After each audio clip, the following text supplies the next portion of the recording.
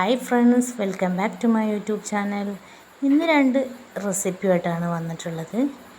നമ്മുടെ ആദ്യത്തെ recipe chicken കറിയാണ്. അതെങ്ങനെ പെട്ടെന്ന് തന്നെ തയ്യാറാക്കുന്നത് നോക്കാം. അതിനു വേണ്ടി ഇവിടെ 500 ഗ്രാം ചിക്കൻ എടുത്തിട്ടുണ്ട്. അതിലേക്ക് വേണ്ട മസാലപ്പൊടികൾ: 1 ടേബിൾ സ്പൂൺ മുളക് പൊടി, 1 ടേബിൾ സ്പൂൺ മല്ലിപ്പൊടി, ഉലുവ, ഉപ്പ്, ഗരം മസാല, മഞ്ഞൾപ്പൊടി, കുറച്ച് കുരുമുളക് പൊടി. ഒരു വലിയ സവാള എടുത്തിട്ടുണ്ട്, ചെറുതായി കട്ട് ചെയ്തെടുത്ത്. അതേപോലെ 2 ചെറിയ തക്കാളി, 2 പച്ചമുളക്, ഇഞ്ചി വെളുത്തുള്ളി ചെറുതായി അരിഞ്ഞെടുത്തതാണ്. ഒരു പിടി മല്ലിച്ചപ്പ്, 2 തണ്ട് കറിവേപ്പില. മല്ലിപ്പൊടി ചേർക്കുന്നത് ഇഷ്ടമില്ലാത്തവർക്ക് അത് സ്കിപ്പ് ചെയ്യാം.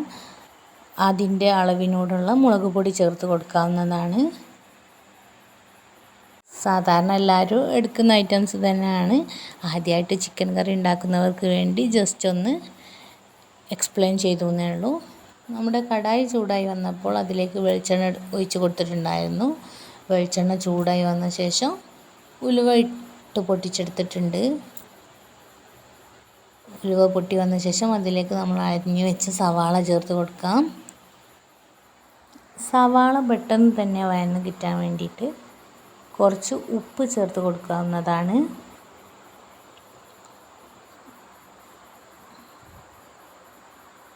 സവാളയിലേക്ക് അരിഞ്ഞു വെച്ച പച്ചമുളക്, ഇഞ്ചി, വെളുത്തുള്ളി ചേർത്ത് കൊടുത്തിട്ടുണ്ട്.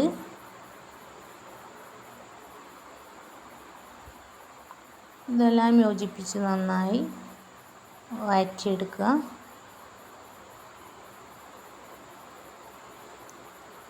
ഉപ്പും ചേർത്ത് കൊടുത്തിട്ടുണ്ട്. അതിലേക്ക് അരിഞ്ഞു വെച്ച തക്കാളി,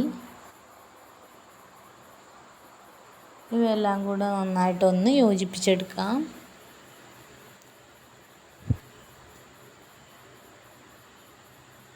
തക്കാളി വഴന്ന് വന്നിട്ടുണ്ട്. അതിലേക്ക് നമ്മൾ നേരത്തെ എടുത്ത് വെച്ചിട്ടുള്ള മസാലപ്പൊടികൾ ചേർത്ത് കൊടുത്തിട്ടുണ്ട്. പിന്നെ കറിവേപ്പില, മല്ലിച്ചപ്പ് അതും കൂടെ അതിലേക്ക് ചേർത്ത് കൊടുത്തിട്ടുണ്ട്. നമ്മുടെ മസാലപ്പൊടിയുടെ പച്ചക്കുത്ത് മാറുന്നവരെ നമുക്കൊന്ന് വഴറ്റിയെടുക്കാം. ഇതെല്ലാം നല്ല രീതിക്ക് തന്നെ വഴന്ന് വന്നിട്ടുണ്ട്. അതിലേക്ക് നമുക്ക് കഴുകി വെച്ചിട്ടുള്ള ചിക്കൻ ചേർത്ത് കൊടുക്കണം. പിന്നല്ലേ 500 ഗ്രാം ചിക്കൻ വെച്ചിട്ട് കറി തയ്യാറാക്കുമ്പോഴുള്ള ഇൻഗ്രീഡിയൻസിൻ്റെ അളവാണ് ഞാൻ പറഞ്ഞിട്ടുള്ളത്. അപ്പോൾ നിങ്ങൾ കൂടുതൽ ചിക്കൻ വെച്ച് കറി ഉണ്ടാക്കുക ആണെങ്കിൽ കൂടുതലായിട്ട് തന്നെ മസാലപ്പൊടികളും വെജിറ്റബിൾസും ചേർത്ത് കൊടുക്കാൻ ശ്രദ്ധിക്കണേ. അപ്പോൾ ഞാനിവിടെ ചിക്കന് നമ്മുടെ മസാലയിലേക്ക് ചേർത്ത് കൊടുത്തിട്ടുണ്ട്. അപ്പോൾ ഇതെല്ലാം നന്നായി യോജിപ്പിച്ചെടുക്കാം.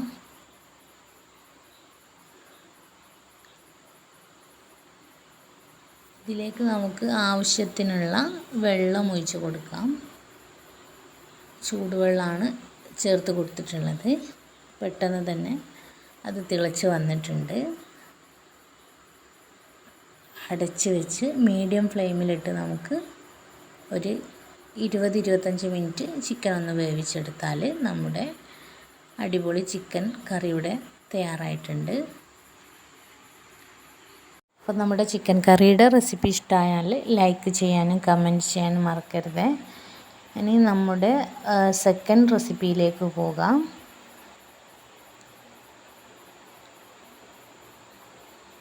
ഒരു കാര്യം കൂടെ വിട്ടുപോയിട്ടുണ്ട്. സബ്സ്ക്രൈബ് ചെയ്യാത്തവരാണെങ്കിൽ ഒന്ന് സബ്സ്ക്രൈബ് ചെയ്യാൻ മറക്കരുത്.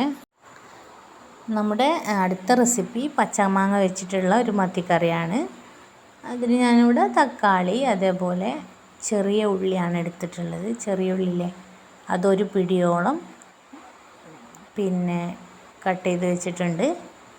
പച്ചമാങ്ങ അരിഞ്ഞ് വെച്ചിട്ടുണ്ട്. അതേപോലെ ഇഞ്ചി, വെളുത്തുള്ളി, കറിവേപ്പില. അപ്പോൾ നമ്മുടെ മത്തി മാങ്ങ ഇട്ട് വെക്കുന്നത് മൺപാത്രത്തിലാണ് കേട്ടോ, മൺചട്ടിയിലാണ്. അപ്പോൾ മീൻ കറിയൊക്കെ എപ്പോഴും ടേസ്റ്റ് കൂടാൻ നല്ലത് മൺപാത്രങ്ങൾ തന്നെയാണ്. നമ്മൾ ചട്ടി ചൂടായി വന്ന ശേഷം അതിലേക്ക് ആവശ്യമായിട്ടുള്ള വെളിച്ചെണ്ണ ഒഴിച്ച് കൊടുക്കാം. അപ്പോൾ ഓരോരുത്തരുടെയും ആവശ്യാനുസരണം വെളിച്ചെണ്ണ ഒഴിച്ച് വെളിച്ചെണ്ണ ചൂടായി വന്ന ശേഷം അതിലേക്ക് ഉലുവ ഇട്ട് കൊടുക്കാം. നമ്മുടെ ഉലുവ ഇവിടെ പൊട്ടി വന്നിട്ടുണ്ട്. അതിലേക്ക് നേരത്തെ അരിഞ്ഞു വെച്ചിട്ടുള്ള ചെറിയ ഉള്ളിയാണ് ചേർത്ത് കൊടുക്കുന്നത്. അപ്പോൾ ഒരു പിടിയോളം ചെറിയ ഉള്ളിയാണ് ഞാൻ കട്ട് ചെയ്ത് വെച്ചിട്ടുണ്ടായിരുന്നത്.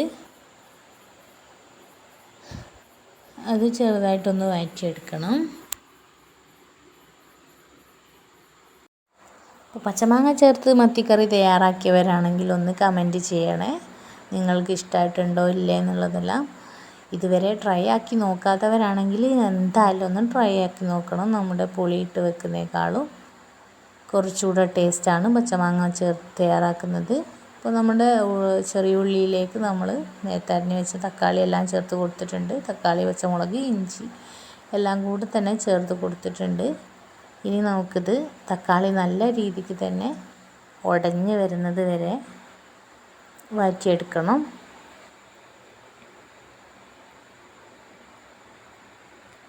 അപ്പോൾ നമ്മുടെ തക്കാളി വഴന്നു വന്ന ശേഷം 1/4 ടീസ്പൂൺ മഞ്ഞൾപ്പൊടി, 1 സ്പൂൺ മുളക് പൊടി, 1 സ്പൂൺ മല്ലിപ്പൊടി ഇതെല്ലാം ചേർത്ത് കൊടുത്തിട്ടുണ്ട്. അപ്പോൾ നിങ്ങൾ തീ കുറച്ച് വേണം ഇതെല്ലാം യോജിപ്പിച്ചെടുക്കാൻ, അല്ല നമ്മുടെ പൊടി പെട്ടെന്ന് തന്നെ കരിഞ്ഞു പോകും. കരിഞ്ഞു പോയിട്ടുണ്ടെങ്കിൽ നമ്മുടെ കറിയുടെ ടേസ്റ്റ് തന്നെ മാറിപ്പോകും.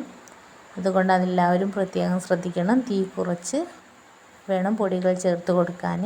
ഇതെല്ലാം യോജിപ്പിച്ച് വന്ന ശേഷം 1/2 കപ്പ് വെള്ളം ഒഴിച്ച് കൊടുത്തിട്ടുണ്ട്. അപ്പോൾ നിങ്ങൾക്ക് കൂടുതൽ മീൻകറി ആവശ്യമുള്ളവരാണെങ്കിൽ കുറച്ചും കൂടെ വെള്ളം ചേർത്ത് കൊടുക്കാവുന്നതാണ്. അപ്പോൾ ഞാനിതുവരെ പച്ചമാങ്ങ ചേർത്ത് കൊടുത്തിട്ടില്ല. മാങ്ങ ആദ്യമേ ചേർത്ത് കൊടുത്തിട്ടുണ്ടെങ്കിൽ അത് വെന്ത് ഉടഞ്ഞ് പോവും. അപ്പോൾ അത് പ്രശ്നമില്ലെങ്കിൽ നിങ്ങൾക്ക് തക്കാളിയൊക്കെ ചേർത്ത് കൊടുക്കുമ്പം തന്നെ ചേർത്ത് കൊടുക്കാവുന്നതാണ്. അപ്പോൾ നമ്മുടെ കറി ഇവിടെ തിളച്ച് വന്ന ശേഷം കഴുകി വെച്ച മത്തി അതിലോട്ട് ചേർത്ത് കൊടുക്കുന്നുണ്ട്. അപ്പോൾ ഈ മത്തി ചേർത്ത് കൊടുത്ത ശേഷമാണ് കേട്ടോ ഞാനിവിടെ മാങ്ങ ചേർക്കുന്നത്. അപ്പോൾ അങ്ങനെ ആവുന്ന സമയത്ത് നമ്മുടെ മാങ്ങ വെന്ത് ഒടിഞ്ഞു പോവില്ല, നമുക്കിങ്ങനെ കറിയിൽ കാണാൻ പറ്റും.